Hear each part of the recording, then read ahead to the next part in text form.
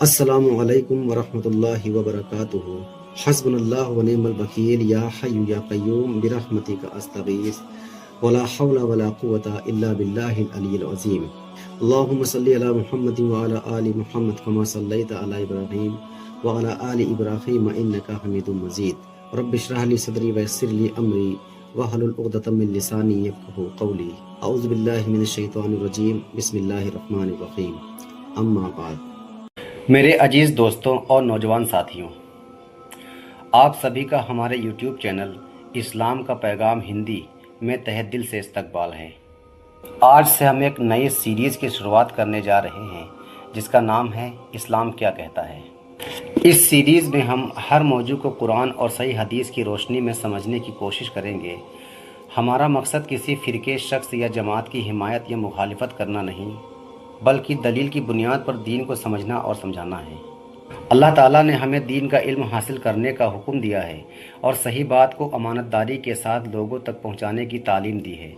اللہ تعالیٰ فرماتا ہے، اور اپنے رب کے راستے کی اور حکمت اور اچھی نصیحت کے ساتھ بلاؤ اور ان سے ایسے انداز میں بات کرو جو سب سے بہتر ہو۔ اور رسول اللہ صلی اللہ علیہ وآلہ وسلم نے فرمایا، میری طرف سے لوگوں تک پہنچاؤ چاہے ایک آیت ہی کیوں نہ ہو۔ یعنی رسول اللہ صلی اللہ علیہ وآلہ وسلم کا مطلب یہ ہے کہ اللہ اور اس کے رسول کی جو صحیح بات آپ کو یقین کے ساتھ معلوم ہو، اسے بنا کسی کمی بیشی کے امانت داری کے ساتھ لوگوں تک پہنچا دو، چاہے وہ صرف ایک آیت یا ایک حدیث ہی کیوں نہ ہو۔ میں اپنے آپ کو دین کا کوئی بڑا جانکار تو نہیں سمجھتا، لیکن اللہ کے فضل سے قرآن اور صحیح حدیث کی روشنی میں معتبر علماء سے جو کچھ سیکھنے اور سمجھنے کی توفیق ملی ہے، اور جو بات مجھے دلیل کے اعتبار سے زیادہ مضبوط لگی ہے، اسی کو پوری امانت داری کے ساتھ آپ تک پہنچانے کی کوشش کروں گا۔ اگر میری کوئی بات صحیح ہو تو وہ اللہ کی توفیق سے ہے، اور اگر مجھ سے کوئی غلطی ہو جائے تو وہ میری کم علمی کی وجہ سے ہے۔ اس لیے اگر کبھی کسی بات میں میری غلطی نظر آئے تو مہربانی کر کے قرآن اور صحیح حدیث کی دلیل کے ساتھ میری اصلاح فرمائیں۔ انشاءاللہ میں اسے خوشی سے قبول کروں گا۔ اس کام کا ایک بڑا مقصد اپنی اصلاح بھی ہے، کیونکہ جو شخص دین کی ذمہ داری اٹھاتا ہے اور اللہ و اس کے رسول صلی اللہ علیہ وآلہ وسلم کی بات لوگوں تک پہنچانے کی کوشش کرتا ہے، تو سب سے پہلے وہی پیغام اسے خود اپنے عمل، اپنے اخلاق اور اپنے کردار کا محاسبہ کرنے پر مجبور کرتا ہے۔ ہر بار جب وہ دوسروں کو کسی نیکی کی دعوت دیتا ہے تو سب سے پہلے اسے خود اس پر عمل کرنے کی فکر ہوتی ہے۔ اسی وجہ سے مجھے امید ہے کہ یہ کوشش سب سے پہلے میری اپنی اصلاح کا ذریعہ بنے گی، پھر اللہ چاہے تو دوسروں کے لیے بھی نفع اور ہدایت کا سبب بن سکتی ہے۔ اللہ تعالیٰ سے دعا ہے کہ سب سے پہلے وہ مجھے خود اس بات پر عمل کرنے کی توفیق عطا فرمائے جس کی میں دعوت دیتا ہوں۔ ہم یہ کام کسی دنیاوی غرض یا کسی اور فائدے کے لیے نہیں کر رہے، بلکہ صرف اللہ کی رضا اور آخرت کی کامیابی کی امید میں کر رہے ہیں۔ اگر اس کوشش سے ایک انسان تک بھی صحیح بات پہنچ گئی تو ہم اسے اپنے لیے بہت بڑی نعمت سمجھیں گے۔ تو آئیے اب اپنے آج کے موضوع کی طرف بڑھتے ہیں۔ الحمدللہ، اب ہم اپنی نئی سیریز اسلام کیا کہتا ہے کی باقاعدہ شروعات کرنے جا رہے ہیں۔ اس سیریز میں ہم کوشش کریں گے کہ ہر اہم مسئلے کو کسی شخصیت، فرقے یا رائے کی بنیاد پر نہیں، بلکہ صرف قرآن اور صحیح حدیث کی روشنی میں سمجھیں۔ لیکن اس سیریز کے پہلے ٹاپک کی شروعات کرنے سے پہلے میں ایک ایسے اہم اعتراض کا جواب ریکارڈ کر دینا چاہتا ہوں جو مجھے بار بار سننے کو ملتا ہے۔ بہت سے لوگ یہ اعتراض کرتے ہیں کہ دین کی تبلیغ کرنا صرف عالموں کا کام ہے، تم نہ تو عالم ہو اور نہ کسی مدرسے کے فارغ، تو تمہاری بات ہم کیوں سنیں؟ تو سوال یہ ہے کہ کیا واقعی قرآن اور صحیح حدیث میں کہیں یہ بات ریکارڈ ہوئی ہے کہ دین کی تبلیغ صرف عالم ہی کر سکتا ہے، کوئی عام مسلمان نہیں؟ یا پھر یہ بات لوگوں کے بیچ مشہور تو ہے لیکن اس کی کوئی دلیل موجود نہیں؟ اس اعتراض کا جواب دینے سے پہلے ایک بنیادی بات کو سمجھنا بہت ضروری ہے۔ آخر دین کس سے سیکھا جائے، علم کا صحیح سورس کیا ہے، اور اسلام نے دین سیکھنے کا صحیح طریقہ کیا بتایا ہے؟ جب اس بنیادی بات کو سمجھ لیں گے تو اس اعتراض کا جواب بھی اپنے آپ واضح ہو جائے گا۔ تو آئیے سب سے پہلے قرآن اور صحیح حدیث کی روشنی میں یہی سمجھتے ہیں کہ دین کس سے سیکھا جائے۔ میں آپ سب سے ادب کے ساتھ درخواست کرتا ہوں کہ اس چینل کی کسی بھی ویڈیو کے بارے میں کوئی رائے بنانے سے پہلے اسے پورا سنیے، اس کی دلیلوں کو سمجھیے، پھر قرآن اور صحیح سنت کی روشنی میں اسے پرکھیے۔ اگر بات صحیح نکلے تو اسے اس وجہ سے قبول کر لیجئے کہ وہ اللہ اور اس کے رسول کی تعلیم کے مطابق ہے۔ میں یہ بھی جانتا ہوں کہ بہت سے لوگ یہ سوچ سکتے ہیں کہ یہ تو کسی بڑے مدرسے کا فارغ نہیں ہے، نہ اس کے پاس عالم یا مفتی کی کوئی سند ہے۔ لیکن میری گزارش صرف اتنی ہے کہ بات کو کہنے والے کی پہچان سے پہلے اس کی دلیل کو پرکھیے۔ اگر میری پیش کی ہوئی دلیل قرآن اور صحیح سنت کے خلاف ہو تو اسے ہرگز قبول مت کیجیے، لیکن اگر وہ قرآن اور صحیح سنت کے مطابق ہو تو اسے صرف اس وجہ سے رد بھی مت کیجیے کہ کہنے والا کوئی عالم یا مفتی نہیں ہے۔ آج دنیا میں دین کے لگ بھگ ہر مسئلے پر الگ الگ رائے ملتی ہے۔ کوئی کہتا ہے ہمارے بزرگ ایسا کرتے آئے ہیں، تو کوئی کہتا ہے کہ ہمارے مولانا نے یوں بتایا ہے، اور کوئی کہتا ہے ہمارے یہاں یہی رواج ہے۔ لیکن ایک عام مسلمان کے لیے سب سے اہم سوال یہ ہے، آخر دین سیکھا کس سے جائے؟ سچے علم کی پہچان کیا ہے؟ اللہ تعالیٰ نے انسانوں کی ہدایت کے لیے قرآن نازل فرمایا اور اس کی عملی تفسیر اپنے آخری نبی حضرت محمد مصطفیٰ صلی اللہ تعالیٰ علیہ وآلہ وسلم کی سنت کے ذریعے سکھائی۔ اس لیے دین کی بنیاد، سورس آف ریلیجن، قرآن اور صحیح سنت ہے۔ عالم، مفسر اور محدث ہماری رہنمائی کرتے ہیں، لیکن ان کی بات بھی اسی وقت قبول کی جائے گی جب وہ قرآن اور صحیح حدیث کے مطابق ہو۔ یاد رکھیے، دین شخصیت سے نہیں بلکہ اللہ کی کتاب اور اس کے رسول کی صحیح حدیث سے سیکھا جاتا ہے۔ صحیح علم کی پہچان کیا ہے؟ دلیل یا شخصیت؟ اب سوال یہ ہے، صحیح دین کی پہچان کس سے ہوگی؟ دلیل سے یا شخصیت سے؟ ہم نے جانا کہ سورس آف ریلیجن صرف قرآن اور صحیح سنت ہے، اس لیے ہر بات کو انہی دونوں کی روشنی میں پرکھا جائے گا۔ علماء، محدثین اور فقہا کا احترام کرنا ہمارے لیے ضروری ہے، کیونکہ انہوں نے دین کی بڑی خدمت کی ہے، لیکن وہ دین کے بانی نہیں ہیں، بلکہ دین کو سمجھانے اور پہنچانے والے لوگ ہیں۔ دین سب سے پہلے اللہ تعالیٰ نے اپنے نبی صلی اللہ علیہ وآلہ وسلم کے ذریعے امت تک پہنچایا۔ اس لیے دین میں آخری اور انتم فیصلہ کرنے والی بات صرف اللہ اور اس کے رسول صلی اللہ علیہ وآلہ وسلم کی ہوگی۔ اسی طرح دین کی صحیح بات پہنچانا صرف علماء کی ذمہ داری نہیں، بلکہ ہر مسلمان، چاہے وہ عالم ہو یا عام آدمی، اگر قرآن اور صحیح حدیث کے حوالے سے صحیح بات بیان کرتا ہے تو اسے آگے پہنچانا نیک کام ہے۔ پھر یہ نہیں دیکھا جائے گا کہ بات کہنے والا کون ہے، بلکہ یہ دیکھا جائے گا کہ اس کی بات قرآن اور صحیح حدیث سے ثابت ہے یا نہیں۔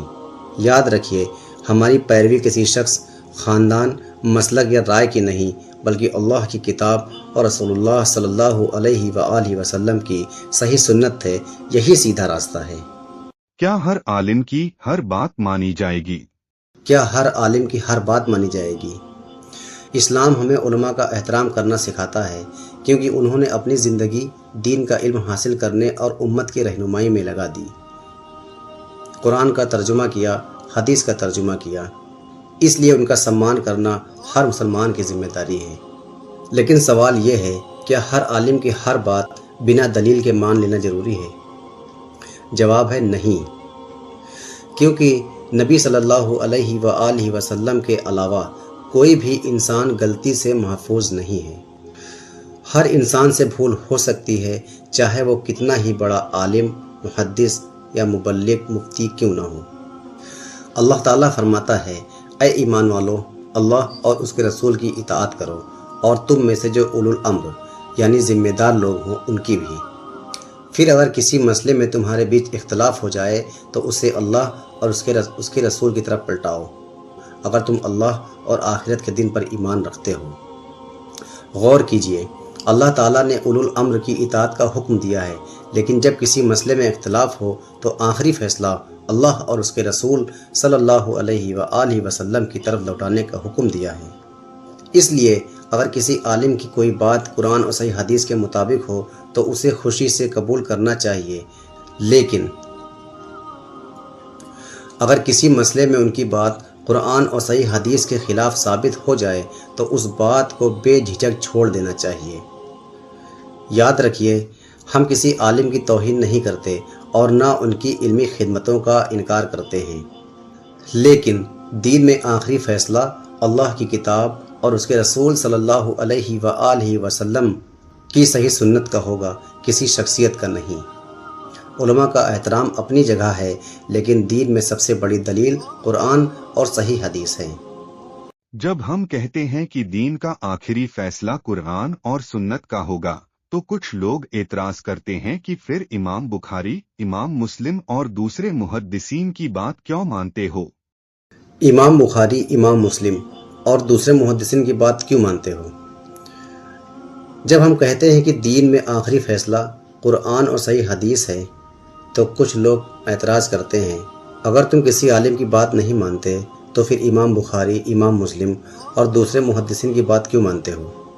یہ سوال دیکھنے میں تو ٹھیک لگتا ہے، لیکن اس میں ایک غلط فہمی چھپی ہوئی ہے۔ ہم امام بخاری یا امام مسلم کی اس لیے پیروی نہیں کرتے کہ وہ بہت بڑے عالم تھے، بلکہ ہم رسول اللہ صلی اللہ علیہ وآلہ وسلم کی پیروی کرتے ہیں۔ امام بخاری، امام مسلم یا اور دوسرے محدثین نے اپنی طرف سے کوئی نیا دین پیش نہیں کیا۔ انہوں نے بہت محنت کر کے رسول اللہ صلی اللہ علیہ وآلہ وسلم کی صحیح حدیثوں کو جمع کیا، ان کی جانچ پڑتال کی اور امت تک پہنچایا۔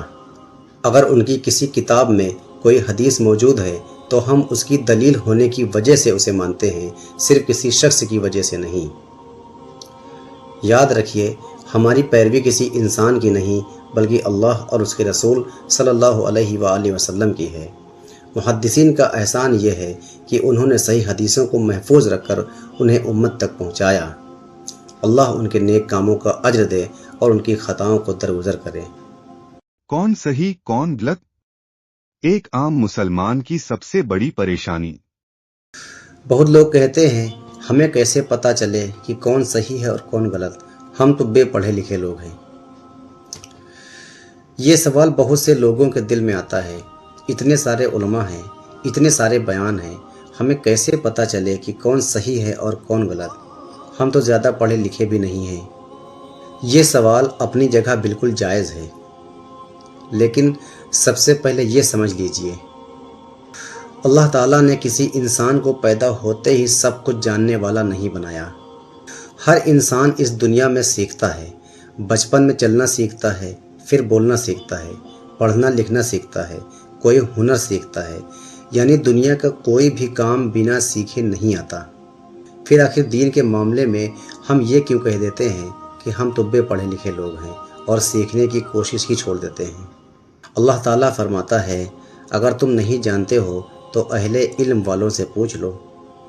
ایک اور حدیث کا مفہوم ہے کہ رسول اللہ صلی اللہ علیہ وآلہ وسلم نے فرمایا، اتنا علم حاصل کرنا ہر مسلمان پر فرض ہے کہ حرام اور حلال کا فرق سمجھ سکے۔ اس لیے ایک مسلمان کی ذمہ داری یہ نہیں کہ وہ بنا سوچے سمجھے ہر کسی کی بات مان لے، بلکہ یہ ہے کہ دین سیکھے، پوچھے، سمجھے اور قرآن و صحیح سنت کی روشنی میں صحیح بات کو اپنانے کی کوشش کرے۔ یاد رکھیں، ہمیں مفتی یا محدث بننے کا حکم نہیں دیا جا رہا، لیکن اپنے دین کی بنیادی باتیں سیکھنا، صحیح بات جاننے کی کوشش کرنا، حرام اور حلال کا فرق سمجھنا، شریعت نے اتنا علم سیکھنے کا حکم ضرور دیا ہے۔ ذرا سوچئے، دنیا کے علم کے لیے ہم سالوں محنت کرتے ہیں، لیکن دین کے علم کے لیے ہم کتنی محنت کرتے ہیں؟ اس لیے ہم تو ان پڑھ ہیں، یہ بہانہ نہیں بلکہ دین سیکھنے کی شروعات ہونی چاہیے۔ اب ہماری عمر کہاں رہی دین سیکھنے کی؟ ایک عام بہانہ۔ اب ہماری عمر کہاں پڑھنے سیکھنے کی؟ بہت سے لوگ یہ کہتے ہیں، اب تو عمر نکل گئی، اب ہم سے کیا ہوگا؟ لیکن حقیقت یہ ہے کہ یہ دین نہ سیکھنے کے بہانے ہیں۔ شریعت نے کہیں بھی یہ نہیں کہا کہ دین سیکھنے کی کوئی خاص عمر ہے، نہ یہ کہا کہ فلاں عمر تک سیکھو، اس کے بعد سیکھنا چھوڑ دو، بلکہ جب تک انسان زندہ ہے اس پر اپنے دین کی ضرورت بھر کا علم حاصل کرنا ضروری ہے۔ اللہ تعالیٰ نے اپنے نبی صلی اللہ علیہ وآلہ وسلم کو یہ دعا سکھائی، اے میرے رب، میرے علم میں اضافہ فرما۔ اگر علم حاصل کرنے کی کوئی عمر ہوتی تو اللہ تعالیٰ اپنے نبی صلی اللہ علیہ وآلہ وسلم کو علم میں بڑھوتری کی دعا نہ سکھاتا۔ اور رسول اللہ صلی اللہ علیہ وآلہ وسلم نے فرمایا، جس کے ساتھ اللہ بھلائی کا ارادہ کرتا ہے اسے دین کی سمجھ عطا فرما دیتا ہے۔ ذرا اپنی دنیا پر بھی غور کیجئے، جب روزگار کی ضرورت پڑتی ہے تو انسان کسی بھی عمر میں نیا کام سیکھ لیتا ہے، نئی مشین چلانا سیکھ لیتا ہے، کاروبار کے نئے طریقے سیکھ لیتا ہے، تو پھر دین سیکھنے کے معاملے میں ہی ہم کیوں کہہ دیتے ہیں کہ اب ہماری عمر نہیں رہی، جبکہ آج کے دور میں علم سیکھنا پہلے سے کہیں زیادہ آسان ہو چکا ہے۔ لگ بھگ ہر انسان کے ہاتھ میں موبائل ہے، یوٹیوب ہے، انٹرنیٹ ہے، فیس بک ہے۔ اگر آپ پڑھ سکتے ہیں تو پڑھیے، اگر پڑھنا نہیں آتا تو سنیے۔ یعنی آج دین سیکھنے کے اتنے ذرائع موجود ہیں کہ پہلے لوگوں کے پاس بھی نہیں تھے، اس لیے اب یہ کہنا کہ ہم کیسے سیکھیں یا ہماری عمر نکل گئی کوئی مضبوط وجہ نہیں رہ جاتی۔ جب تک سانس ہے تب تک علم حاصل کرنے، سمجھنے اور اس پر عمل کرنے کا موقع ہے، اس لیے عمر کا بہانہ مت بنائیے، بلکہ آج سے ہی اپنے دین کو سیکھنا اور اس پر عمل کرنا شروع کر دیجئے۔ الحمدللہ، آخر دین کس سے سیکھیں کا پہلا حصہ یہیں پر پورا ہوتا ہے۔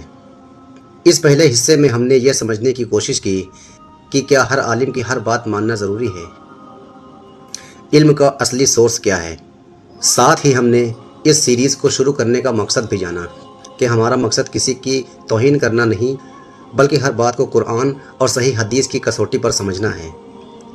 اب انشاءاللہ اسی وشے کے دوسرے حصے میں ہم ان مشہور اعتراضوں پر بات کریں گے جو اکثر ایک عام مسلمان کے سامنے رکھے جاتے ہیں، جیسے قرآن کا ترجمہ مت پڑھو ورنہ گمراہ ہو جاؤ گے، قرآن اور حدیث صرف علماء کے پڑھنے کی چیز ہے، اور عام مسلمان کو قرآن اور حدیث پڑھنے کی اجازت نہیں۔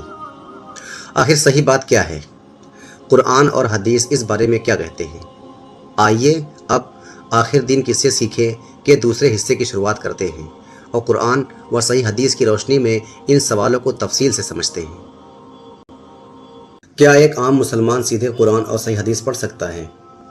یہ بھی ایک عام غلط فہمی ہے۔ قرآن اور حدیث صرف علماء کے پڑھنے کی چیز ہے، عام آدمی اگر انہیں پڑھے گا تو گمراہ ہو جائے گا۔ لیکن سوال یہ ہے کہ اللہ تعالیٰ نے قرآن صرف علماء کے لیے نازل کیا ہے یا پوری انسانیت کی ہدایت کے لیے؟ اللہ تعالیٰ فرماتا ہے، اور نشچے ہی ہم نے اس قرآن کو نصیحت حاصل کرنے کے لیے آسان بنا دیا ہے، تو کیا ہے کوئی نصیحت حاصل کرنے والا؟ ذرا غور کیجئے، اگر قرآن صرف علماء کے پڑھنے کے لیے ہوتا تو اللہ تعالیٰ پوری انسانیت کو یہ دعوت کبھی نہ دیتا کہ ہم نے قرآن کو نصیحت کے لیے آسان بنا دیا ہے۔ اگر عام مسلمان کو قرآن پڑھنے کا اور سمجھنے کا حق ہی نہ ہوتا تو بتائیے یہ آیت کس کے لیے ہے؟ اسلام میں قرآن پڑھنے سے کبھی نہیں روکا گیا، بلکہ بنا علم کے اللہ اور اس کے دین کی طرف کوئی نئی بات منسوب کرنے سے روکا گیا ہے۔ اس لیے ہر مسلمان کا قرآن اور صحیح حدیث سے رشتہ ضرور ہونا چاہیے۔ ذرا ایک چھوٹی سی مثال سے سمجھیے۔ مان لیجئے کوئی غیر مسلم آپ کے پاس آئے اور کہے میں اسلام کو سمجھنا چاہتا ہوں، کیا آپ اس سے یہ کہیں گے کہ تم قرآن مت پڑھو، پہلے مدرسے میں داخل ہو، عالم بنو، پھر سمجھنا؟ یا آپ اسے سب سے پہلے قرآن پڑھنے اور اسے سمجھنے کی نصیحت دیں گے؟ اگر ایک غیر مسلم کو اسلام سمجھنے کے لیے قرآن پڑھنے کی دعوت دی جا سکتی ہے تو پھر ایک عام مسلمان کو قرآن پڑھنے سے کیوں روکا جاتا ہے؟ یہ بات اپنے علماء سے پوچھنا ضرور۔ ہاں، قرآن کو اپنی منچاہی تفسیر کے ساتھ نہیں بلکہ سمجھنے کی نیت سے پڑھنا چاہیے۔ جو بات سمجھ میں نہ آئے اس میں بھروسے مند اہل علم سے پوچھنا چاہیے، لیکن مسلمانوں کو قرآن کا ترجمہ پڑھنے سے روک دینا بڑی گمراہی ہے۔ اللہ ان لوگوں کو ہدایت دے۔ قرآن کو سمجھ کر پڑھنے کے بارے میں اللہ تعالیٰ کیا کہتے ہیں؟ سورہ محمد آیت 24 میں اللہ تعالیٰ فرماتا ہے، کیا یہ لوگ قرآن میں گہرائی سے غور نہیں کرتے یا ان کے دلوں پر تالے لگے ہوئے ہیں؟ یعنی اس آیت میں اللہ تعالیٰ لوگوں کو قرآن میں سوچنے اور سمجھنے کی دعوت دے رہے ہیں۔ اگر کسی کتاب میں سوچنے کی اجازت ہی نہ ہو تو اللہ تعالیٰ یہ سوال کیوں کرتے کہ کیا یہ لوگ قرآن میں غور نہیں کرتے؟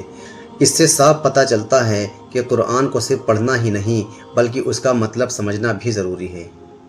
دوسرا حوالہ سورہ 7 آیت نمبر 29۔ یہ ایک بڑی برکت والی کتاب ہے جسے ہم نے آپ کی طرف اتارا ہے تاکہ لوگ اس کی آیتوں میں گہرائی سے غور کریں اور عقل والے لوگ نصیحت حاصل کریں۔ یعنی اللہ تعالیٰ خود بتا رہے ہیں کہ قرآن نازل کرنے کا مقصد کیا ہے۔ مقصد صرف تلاوت کرنا نہیں بلکہ اس کی آیتوں پر غور و فکر کرنا ہے، ان کا مطلب سمجھنا ہے اور ان سے اپنی زندگی کو بہتر بنانا ہے۔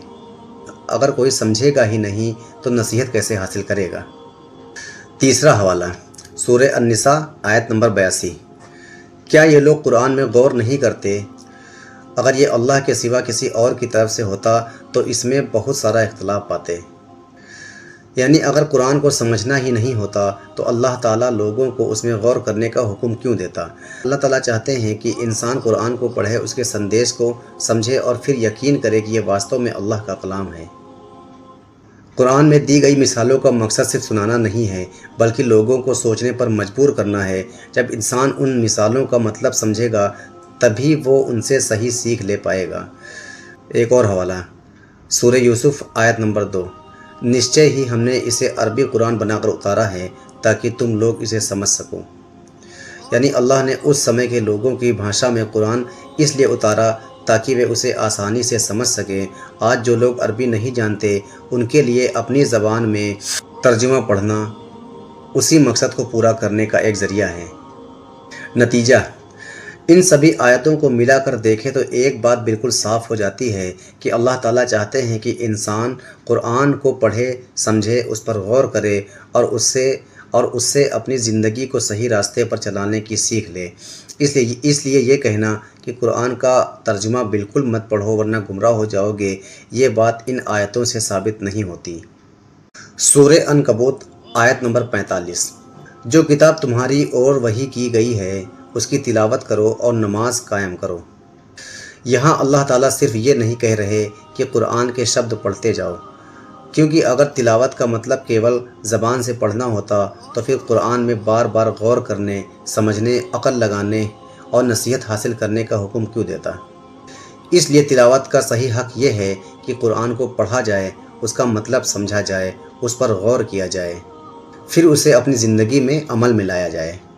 اس بات کی تائید دوسری آیات بھی کرتی ہیں۔ جن لوگوں کو ہم نے کتاب دی ہے وہ اس کی تلاوت ویسے کرتے ہیں جیسا اس کی تلاوت کرنے کا حق ہے، وہی لوگ اس پر ایمان رکھتے ہیں۔ سورہ البقرہ آیت 121۔ کئی مفسرین نے اس کی تلاوت کرنے کا حق کا مطلب یہ بتایا ہے کہ وہ کیول پڑھتے نہیں بلکہ اسے سمجھتے ہیں، اس کے حلال کو حلال مانتے ہیں، اس کے حرام کو حرام مانتے ہیں اور اس کے مطابق عمل کرتے ہیں۔ اس لیے یہ کہنا زیادہ صحیح ہوگا کہ تلاوت کا مطلب صرف الفاظ پڑھ لینا نہیں ہے۔ تلاوت کا حق یہ ہے کہ قرآن کو پڑھا جائے، سمجھا جائے، اس پر غور کیا جائے اور پھر اسے اپنی زندگی میں اتارا جائے۔ یہ بات قرآن کی دوسری آیتوں کے ساتھ بھی پوری طرح میل کھاتی ہے۔ سورہ النساء آیت 43۔ اللہ تعالیٰ فرماتا ہے، اے ایمان والو، جب تم نشے کی حالت میں ہو تو نماز کے قریب نہ جاؤ یہاں تک کہ تمہیں یہ سمجھ میں آنے لگے کہ تم کیا کہہ رہے ہو۔ اس آیت کو پڑھ کر کچھ لوگ یہ غلط سمجھ سکتے ہیں کہ اسلام میں شراب پینا جائز ہے، بس نماز کے سمے نہیں پینی چاہیے۔ اصل بات یہ ہے کہ یہ آیت اس سمے نازل ہوئی تھی جب اللہ تعالیٰ شراب کو دھیرے دھیرے حرام کر رہے تھے۔ پہلے مسلمانوں کو نشے کی حالت میں نماز پڑھنے سے روکا گیا تاکہ وہ ہوش میں رہ کے اللہ کے سامنے کھڑے ہوں اور انہیں پتہ ہو کہ وہ کیا پڑھ رہے ہیں۔ پھر بعد میں اللہ تعالیٰ نے صاف اور انتم حکم نازل کر دیا سورہ المائدہ آیت 90 میں، اے ایمان والو، شراب، جوا اور غیر اللہ کے نام پر چڑھائی جانے والی چیزیں اور پاسے یہ سب شیطان کے گندے کام ہیں، اس لیے ان سب سے پوری طرح بچو تاکہ تم کامیاب ہو جاؤ۔ یعنی اسلام کا آخری اور انتم حکم یہی ہے کہ ہر طرح کا نشہ حرام ہے۔ اور اب اپنے ٹاپک کی طرف واپس آتے ہیں۔ اس آیت میں اللہ تعالیٰ فرما رہے ہیں کہ نماز اسی حالت میں پڑھو جب تمہیں یہ پتہ ہو کہ تم کیا پڑھ رہے ہو اور کیا کہہ رہے ہو۔ اگر نماز میں اپنی زبان سے پڑھی جانے والی بات کو سمجھنا اتنا ضروری ہے کہ نشے کی حالت میں نماز سے روک دیا گیا، تو اس سے یہ بات بھی سمجھ میں آتی ہے کہ قرآن کو سمجھ کر پڑھنا اور اس کے مطلب پر غور کرنا بہت ضروری ہے۔ اسی لیے قرآن بار بار لوگوں سے یہی کہتا ہے، قرآن میں غور کرو، قرآن کو سمجھو، قرآن سے نصیحت حاصل کرو۔ اس لیے یہ کہنا کہ قرآن کا ترجمہ مت پڑھو ورنہ گمراہ ہو جاؤ گے، یہ بات قرآن کی ان آیتوں کے مطابق نہیں ہے جن میں اللہ تعالیٰ خود لوگوں کو قرآن سمجھنے اور اس پر غور و فکر کرنے کی دعوت دیتے ہیں۔ ہم نے یہ سیریز صرف جانکاری دینے کے لیے شروع نہیں کی ہے، بلکہ امت کی اصلاح اور قرآن و صحیح سنت کی طرف لوٹنے کی نیت سے شروع کی ہے۔ اس سیریز میں انشاءاللہ اصلاحی اور اختلافی دونوں طرح کے مسئلوں پر بات ہوگی، لیکن ایک بات میں پہلے ہی صاف کر دینا چاہتا ہوں، ہمارا مقصد کسی فرقے، مسلک یا شخصیت کو نشانہ بنانا نہیں ہے۔ ہمارا مقصد صرف اتنا ہے کہ جن مسئلوں کی وجہ سے امت میں اختلاف پیدا ہوئے ہیں انہیں قرآن اور صحیح حدیث کی روشنی میں سمجھا جائے۔ میرے مسلم بھائیوں اور نوجوان ساتھیوں، ایک بات نوٹ کر لیجئے، اس دنیا میں رسول اللہ صلی اللہ علیہ وآلہ وسلم کے علاوہ کوئی بھی انسان ایسا نہیں ہے جس کی ہر بات مقبول ہو، جس سے کوئی اختلاف نہ ہو، اور نبی صلی اللہ علیہ وآلہ وسلم کے علاوہ ہر انسان سے غلطی ہو سکتی ہے، اس کی کسی رائے سے اختلاف ہو سکتا ہے، اور کوئی بھی انسان 100% بے خطا نہیں ہے۔ اس لیے اسلام ہمیں یہ نہیں سکھاتا کہ کسی ایک شخص یا کسی ایک عالم کی ہر بات آنکھ بند کر کے مان لی جائے، بلکہ یہ سکھاتا ہے کہ ہر بات کو قرآن اور صحیح سنت کی روشنی میں پرکھا جائے۔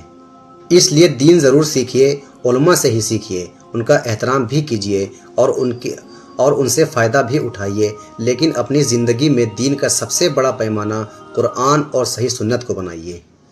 جو بات قرآن اور صحیح سنت سے ثابت ہو جائے اسے خوشی خوشی قبول کیجیے، اور اگر کسی بات میں شک ہو تو دلیل کے ساتھ اس کی تحقیق کیجیے۔ اکثر کہا جاتا ہے صرف اپنے فرقے یا اپنے علماء کی باتیں سنا کرو، دوسروں کی باتیں مت سنو ورنہ گمراہ ہو جاؤ گے۔ اس بات پر تھوڑا غور کیجیے۔ اگر کوئی بات قرآن اور صحیح سنت کے خلاف ہے تو چاہے وہ اپنے فرقے کا آدمی کہے یا کسی دوسرے فرقے کا، اسے قبول نہیں کیا جا سکتا، اور اگر کوئی بات قرآن اور صحیح سنت کے مطابق ہے تو صرف اس لیے اسے کیسے ٹھکرایا جا سکتا ہے کہ وہ کسی دوسرے مسلک یا فرقے کے عالم نے کہی ہے۔ اصل معیار بولنے والا نہیں بلکہ اس کی دلیل ہونی چاہیے۔ یاد رکھیے، حق کسی ایک فرقے، جماعت یا شخص کی جاگیر نہیں ہے، حق وہی ہے جو قرآن اور صحیح سنت سے ثابت ہو۔ اس اصول کی ایک خوبصورت مثال صحیح بخاری کی ایک حدیث میں ملتی ہے۔ حضرت ابو ہریرہ رضی اللہ تعالیٰ عنہ فرماتے ہیں کہ رسول اللہ صلی اللہ علیہ وسلم نے مجھے اناج کی نگرانی پر لگایا۔ ایک رات ایک شخص چوری کرنے آیا، میں نے اسے پکڑ لیا، لیکن اس نے اپنی غریبی اور مجبوری بیان کی تو مجھے ترس آ گیا اور میں نے اسے چھوڑ دیا۔ صبح نبی صلی اللہ علیہ وآلہ وسلم نے فرمایا، اس نے تم سے جھوٹ کہا، وہ پھر آئے گا۔ دوسری رات بھی وہی ہوا، پھر میں نے اسے پکڑ لیا، اس نے پھر اپنی مجبوری بتائی اور میں نے اسے چھوڑ دیا۔ صبح نبی صلی اللہ علیہ وآلہ وسلم نے پھر وہی فرمایا، اس نے تم سے جھوٹ کہا اور وہ پھر آئے گا۔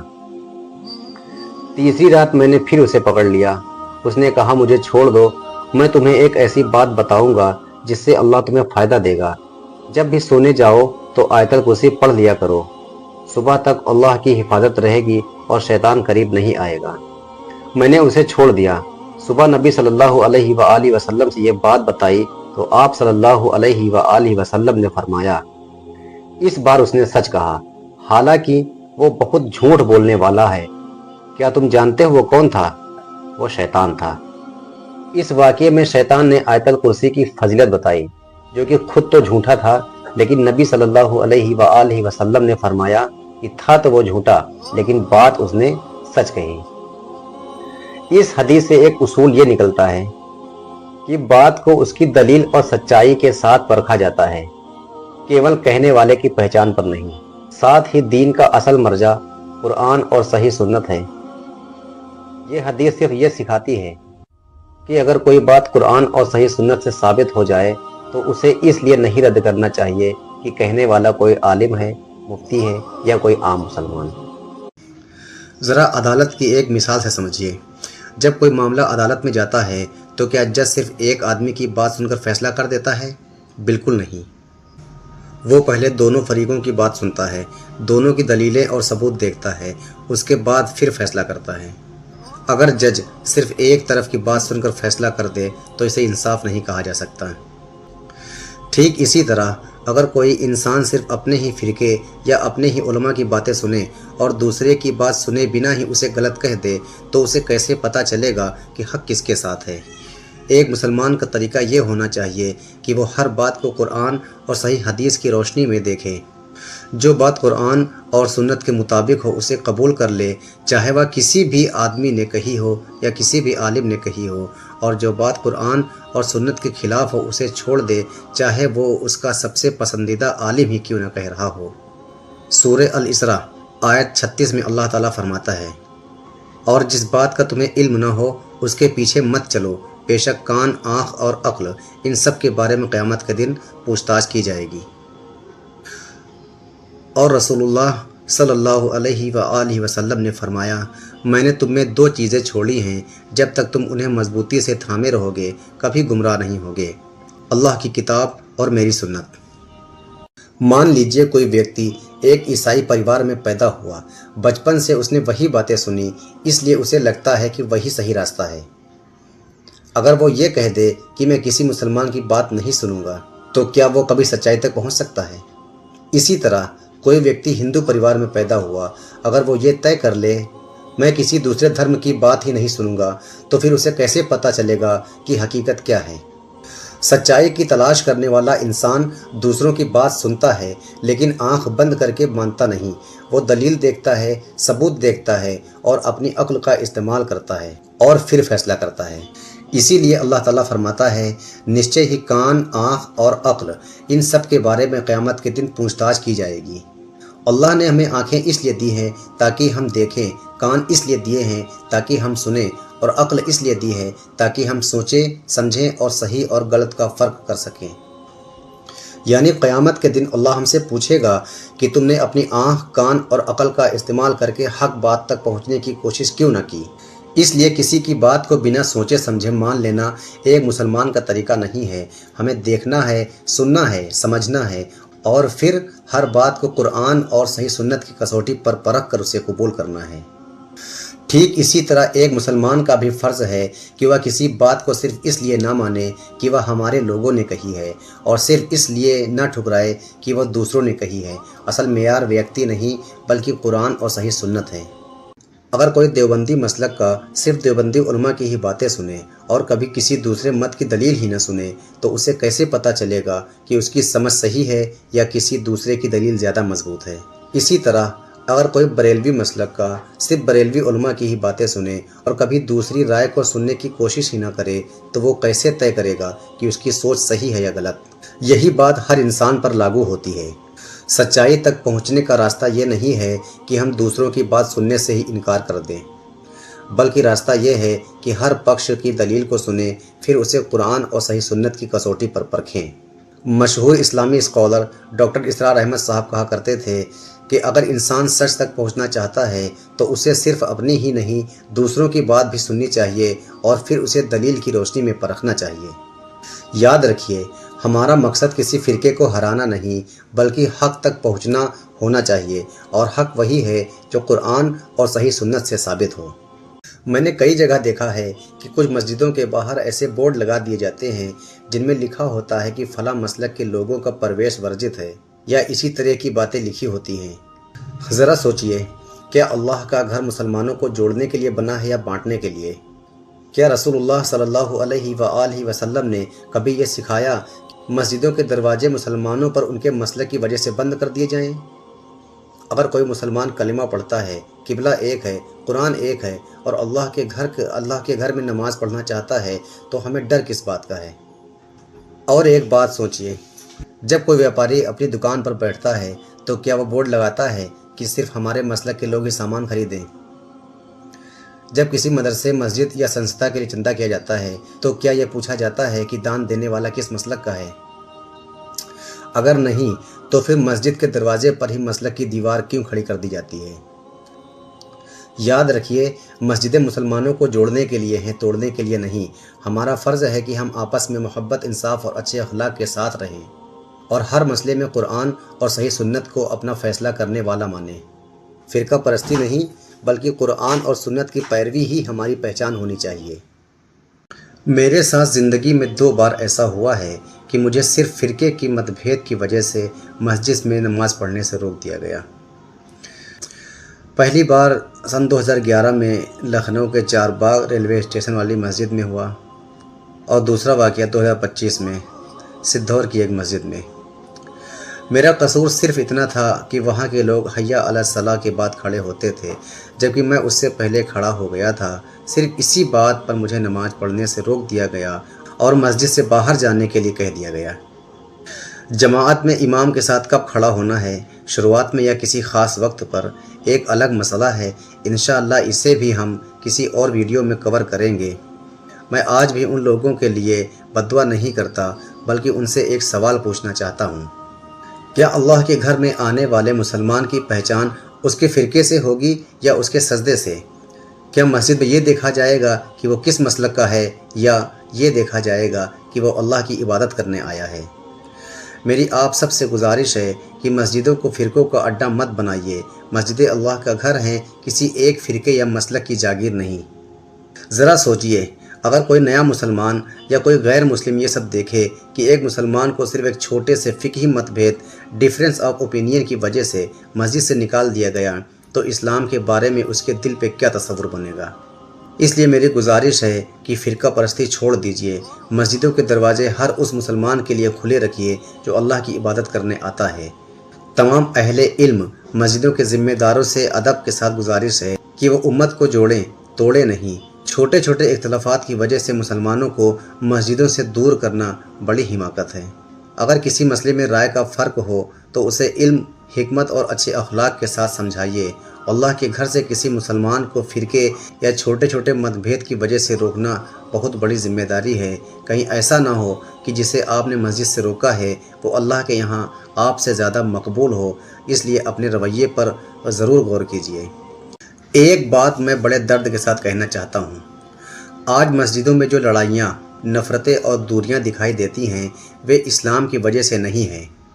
اسلام تو لوگوں کو جوڑنے آیا تھا۔ یہ کڑواہٹ اس سمے پیدا ہوتی ہے جب اسلام سے زیادہ فرقے کو اہمیت دی جانے لگتی ہے۔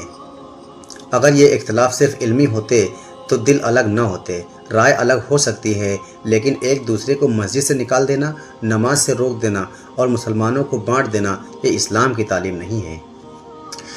رسول اللہ صلی اللہ علیہ وآلہ وسلم کا اخلاق تو یہ تھا کہ آپ لوگوں کو اپنے بہترین کریکٹر، نرمی اور حکمت سے جوڑتے تھے۔ آپ صلی اللہ علیہ وآلہ وسلم نے فرمایا، آسانیاں پیدا کرو، مشکلیں پیدا مت کرو، لوگوں کو خوشخبری دو، ان سے نفرت مت دلاؤ۔ یہاں تک کہ جن لوگوں نے آپ کے ساتھ سخت رویہ اپنایا ان کے ساتھ بھی آپ نے صبر، رحمت اور بہترین اخلاق کا مظاہرہ کیا۔ یہی سنت ہمیں بھی سکھاتی ہے کہ لوگوں کو دین کی طرف محبت، حکمت اور دلیل کے ساتھ بلایا جائے، نہ کہ نفرت اور تفرقے کے ساتھ۔ اللہ اکبر۔ اللہم لا تجعلنا منہم، اللہم لا تجعلنا منہم، یا حی یا قیوم برحمتک استغیث ولا حول ولا قوة الا باللہ العلی العظیم۔ مجھے کئی بار ایسا محسوس ہوا ہے کہ کچھ جگہوں پر یہ زیادہ ضروری سمجھا جاتا ہے کہ ہماری طرح بنو تب تم صحیح مسلمان ہو۔ لیکن میں ایک بات پوچھنا چاہتا ہوں، کیا اللہ اور اس کے رسول صلی اللہ علیہ وآلہ وسلم نے ہمیں کسی فرقے کی طرف بلایا تھا یا اسلام کی طرف؟ اگر کوئی مسلمان قرآن اور صحیح سنت کے مطابق چلنا چاہتا ہے تو کیا اس کی پہچان مسلم ہونا کافی نہیں ہے؟ اسی لیے میں کسی فرقے کو نہیں مانتا۔ میں صرف اتنا کہتا ہوں کہ لوگوں کو اپنے فرقے کا نہیں، قرآن اور صحیح سنت کا پیروکار بنائیے۔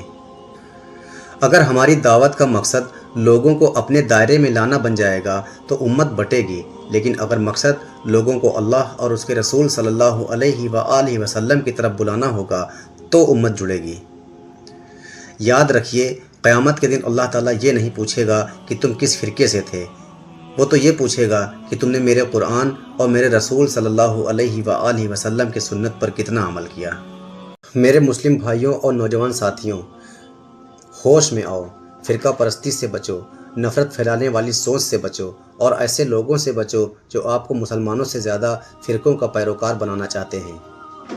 ایسے علماء سے علم حاصل کیجئے جو قرآن اور صحیح سنت کو سب سے اوپر رکھتے ہوں، جو دلیل کی بات کرتے ہوں، جو مسلمانوں کو جوڑنے کی کوشش کرتے ہوں نہ کہ توڑنے کی۔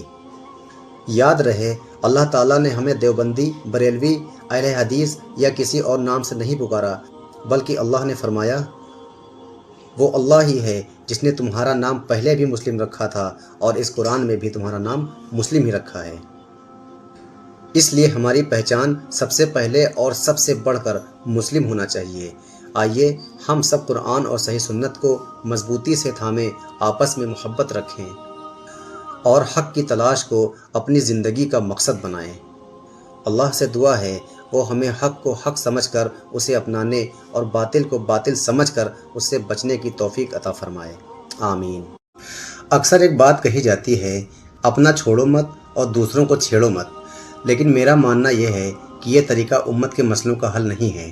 صحیح طریقہ یہ ہے کہ سب سے پہلے اپنی بات کو بھی قرآن اور صحیح حدیث کی کسوٹی پر پرکھنا چاہیے، پھر دوسروں کی بات کو بھی اسی کسوٹی پر پرکھنا چاہیے۔ اگر ہماری بات غلط نکلے تو ہم اسے چھوڑ دیں، اگر دوسرے کی بات غلط نکلے تو اسے بھی چھوڑ دینا چاہیے۔ دین کا فیصلہ کسی ویکتی، کسی فرقے یا کسی بڑے نام سے نہیں ہوتا، دین کا فیصلہ صرف قرآن اور صحیح سنت سے ہوتا ہے۔ ہم لوگوں کو کسی فرقے کی طرف نہیں بلکہ قرآن اور صحیح حدیث کی طرف بلانا چاہتے ہیں۔ یہی انصاف ہے، یہی دینداری ہے اور یہی وہ راستہ ہے جو امت کو جوڑ سکتا ہے۔ یاد رکھیے اسلام کا مطلب کسی انسان کی رائے نہیں بلکہ اللہ کی کتاب اور اس کے رسول صلی اللہ علیہ وآلہ وسلم کی سنت ہے۔ اس لیے ہماری دعوت یہ ہے کہ ہم کسی کو فرقے کی طرف نہیں بلکہ قرآن اور صحیح سنت کی طرف بلانا ہے۔ اگر ہم سب اپنی اپنی رائے سے اوپر اٹھ کر اللہ اور اس کے رسول صلی اللہ علیہ وآلہ وسلم کے فیصلے کو مان لیں تو انشاءاللہ بہت سے اختلاف اپنے آپ ہی ختم ہو جائیں گے۔ بہت سے لوگ کہتے ہیں دین کی بات کرو، روزہ نماز کی بات کرو، لیکن اختلافی مسئلوں کو مت چھیڑو۔ میں ان سے ایک سوال پوچھنا چاہتا ہوں، اگر بیماری کی جڑ کو ہی چھپا لیا جائے تو کیا بیماری کبھی ختم ہوگی؟ ذرا سوچئے، اگر کسی انسان کے پتے میں پتھری ہو اور ڈاکٹر کہے کہ آپریشن کی ضرورت ہے، لیکن وہ کہے نہیں آپریشن مت کرو، بس درد کی دوا دیتے رہو، تو کیا اس کی بیماری کبھی جڑ سے ختم ہو پائے گی؟ نہیں۔ دوا کچھ سمے کے لیے درد کم کر سکتی ہے، لیکن جب تک اصلی وجہ کا علاج نہیں ہوگا بیماری بار بار پریشان کرتی رہے گی۔ آج امت کا حال بھی کچھ ایسا ہی ہے۔ ہم کہتے ہیں کہ امت ایک ہو جائے، محبت پیدا ہو جائے، نفرت ختم ہو جائے، لیکن جب کوئی قرآن اور صحیح حدیث کی روشنی میں ان مسئلوں پر بات کرنا چاہتا ہے جس کی وجہ سے امت بٹی ہوئی ہے تو ترنت کہا جاتا ہے یہ تو اختلافی مسئلہ ہے، اسے مت چھیڑو۔ میں پوچھتا ہوں، اگر اختلاف کی جڑ پر بات ہی نہ ہوگی تو اتفاق کہاں سے آئے گا؟ اگر زخم کے اوپر صرف پٹی باندھتے رہیں گے اور اندر کا انفیکشن کبھی صاف نہیں کریں گے تو کیا زخم کبھی ٹھیک ہوگا؟ ہرگز نہیں۔ ہمارا مقصد بحث کرنا نہیں ہے، ہمارا مقصد کسی کو ہرانا بھی نہیں ہے اور نہ کسی فرقے کو نیچا دکھانا ہے۔ ہمارا مقصد صرف اتنا ہے کہ جن باتوں نے امت کو بانٹ رکھا ہے انہیں قرآن اور صحیح حدیث کی روشنی میں ایمانداری سے سمجھا جائے۔ اگر ہم سب کی نیت سچ میں اللہ کی رضا ہے تو پھر ہمیں حق سے ڈرنا نہیں چاہیے۔ جس بات کی دلیل قرآن اور صحیح حدیث سے ثابت ہو جائے اسے خوشی خوشی قبول کر لینا چاہیے، چاہے وہ ہماری پرانی رائے کے خلاف ہی کیوں نہ ہو۔ یاد رکھیے اختلاف پر پردہ ڈال دینے سے اتفاق پیدا نہیں ہوتا۔ اتفاق تب پیدا ہوتا ہے جب اختلاف کو قرآن اور صحیح سنت کی کسوٹی پر پرکھا جائے اور سب مل کر حق کو قبول کریں۔ اس پورے ویڈیو میں نے بار بار جو یہ کہا ہے قرآن اور صحیح حدیث ہی دین کی اصلی کسوٹی ہے، ایسا میں اپنی طرف سے نہیں کہہ رہا بلکہ اس لیے کہہ رہا ہوں کہ اللہ تعالیٰ نے انسان کی زندگی کی ہدایت انہی دو ذریعوں میں رکھی ہے۔ پیدا ہونے سے لے کر موت تک ایک مسلمان کی زندگی کے ہر اہم پہلو کی رہنمائی قرآن اور سنت میں موجود ہے۔ اگر کسی چیز کا حکم قرآن میں ہے تو اس پر عمل کرنے کا طریقہ ہمیں صحیح حدیثوں میں ملتا ہے۔ مثال کے طور پر نماز پڑھنے کا حکم اگر قرآن میں ہے، لیکن نماز کیسے پڑھنی ہے، کتنی رکعتیں پڑھنی ہیں، رکوع اور سجدہ کیسے کرنا ہے، یہ سب ہمیں نبی صلی اللہ علیہ وآلہ وسلم کی حدیثوں سے پتہ چلتا ہے۔ اس لیے رسول اللہ صلی اللہ علیہ وآلہ وسلم نے فرمایا تھا، جس طرح مجھے نماز پڑھتے ہوئے دیکھتے ہو اسی طرح نماز پڑھو۔ اسی طرح زکوٰۃ، روزہ، حج، نکاح، کاروبار، اخلاق اور زندگی کے دوسرے تمام معاملوں کی تفصیل بھی ہمیں قرآن اور صحیح سنت میں ہی ملتی ہے۔ جب بھی کسی مسئلے میں اختلاف ہو تو ہماری پہلی اور آخری کسوٹی کسی شخص، فرقے یا رائے کو نہیں بلکہ قرآن اور صحیح سنت کا ہونا چاہیے۔ جو بات ان کے مطابق ہو انہیں قبول کریں اور جو بات ان کے خلاف ہو انہیں چھوڑ دیں۔ میرے پیارے بھائیوں اور عزیز ساتھیوں، آخر دین کس سے سیکھیں؟ اس پورے ٹاپک کو تیار کرنے میں مجھے لگ بھگ 5 ہفتے کا سمے لگا۔ میں یہ بات اپنی محنت بتانے کے لیے نہیں کر رہا بلکہ اس لیے بتا رہا ہوں کہ اس دوران میری پوری کوشش یہی رہی کہ ہر بات کو قرآن اور صحیح حدیث کی دلیل کے ساتھ آپ تک پہنچے۔ اس ٹاپک کو تیار کرنے میں مجھے سمے ضرور لگا، لیکن الحمدللہ اس سفر میں میں نے خود بھی بہت کچھ سیکھا ہے۔ کئی ایسی باتیں تھیں جو پہلے میرے علم میں نہیں تھیں۔ قرآن اور صحیح حدیث کا مطالعہ کرتے ہوئے مجھے بھی نئی باتیں معلوم ہوئیں جن سے میرے اپنے علم میں بھی اضافہ ہوا۔ اس سے مجھے یہ احساس ہوا کہ دین کا علم سیکھنے کا سفر کبھی ختم نہیں ہوتا۔ اگر آپ کو اس سیریز میں کہی گئی باتیں قرآن اور صحیح حدیث کے مطابق صحیح لگے تو سب سے پہلے خود ان پر عمل کریں، پھر انہیں دوسروں تک بھی پہنچائیں۔ اور اگر آپ کو کہیں کوئی غلطی نظر آئے تو مہربانی کر کے قرآن اور صحیح حدیث کی دلیل کے ساتھ ہماری رہنمائی کریں۔ انشاءاللہ اگر غلطی ثابت ہوئی تو میں اسے خوشی خوشی قبول کروں گا اور اپنی اصلاح بھی کروں گا انشاءاللہ۔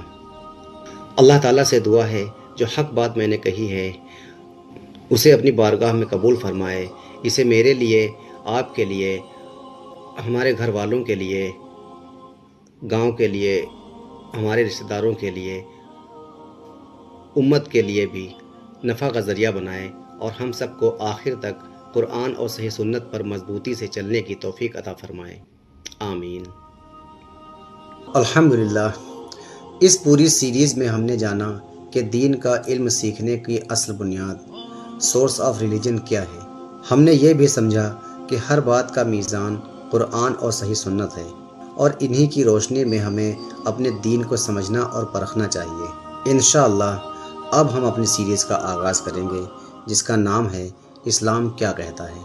اس سیریز میں ہم صرف قرآن اور صحیح سنت کی روشنی میں ایسے سوالوں کے جواب تلاش کریں گے جن سے آج بہت سے لوگ انجان ہیں۔ اسلام انسان سے کیا چاہتا ہے؟ مسلمان کون ہے؟ اور اسلام اور آج کا مسلمان۔ اگر آپ بھی بنا کسی اندھی پیروی کے صرف قرآن اور صحیح سنت کی روشنی میں اسلام کو سمجھنا چاہتے ہیں تو ہمارے ساتھ جڑے رہیے۔